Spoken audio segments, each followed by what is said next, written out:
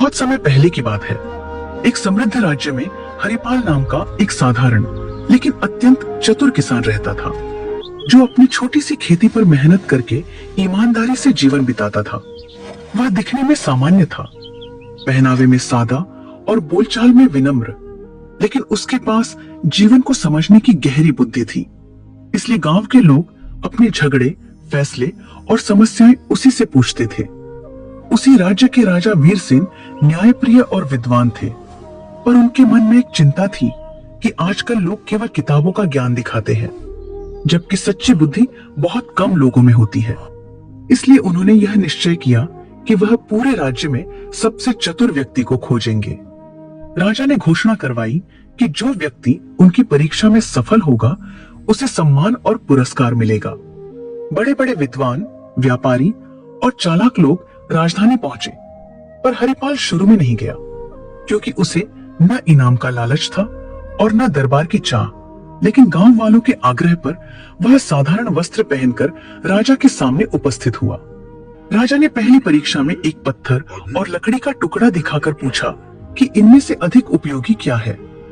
अधिकतर लोगों ने तुरंत उत्तर दिया, पर हरिपाल ने कहा कि उपयोग वस्तु में नहीं, परिस्थिति में होता है।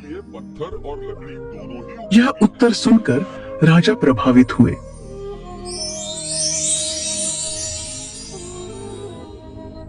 दूसरी परीक्षा में राजा ने पानी का घड़ा और सोने की थैली रखकर पूछा कि प्यासा मुसाफिर क्या चुनेगा। जहां लोग धन की ओर झुके, वहीं हरिपाल ने कहा, महाराज, जीवन रहेगा तभी धन काम आएगा। और राजा और प्रसन्न हो गए। अब तीसरी और सबसे कठिन परीक्षा आई। राजा ने आदेश दिया कि सभी लोगों को एक रात महल के बगीचे में रहना होगा और सुबह तक ऐसा फल लाना होगा जो न जमीन पर गिरा हो और न ही बहुत ऊंचाई पर हो। साथ ही किसी भी पहरेदार को नाराज नहीं करना होगा। बाकी सब लोग इस परीक्षा को नामुमकिन मानकर पीछे हट गए, पर हरिपाल ने हार नहीं मारी।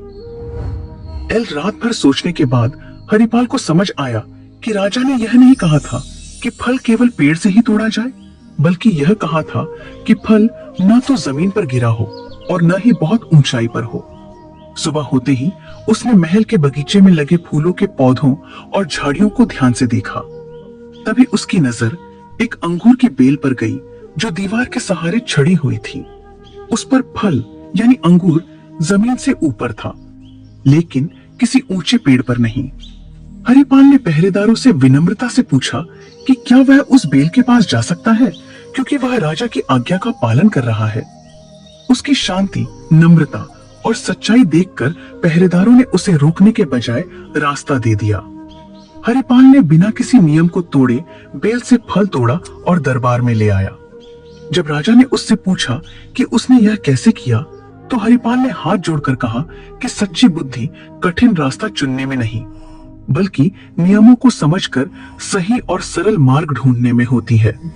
यह सुनकर राजा वीरसेन अत्यंत प्रसन्न हुए और उन्होंने घोषणा की कि हरिपाल ही सच्चा चतुर है, क्योंकि उसने ज्ञान, धैर्य और व्यवहार तीनों का संतुलन दिखाया है।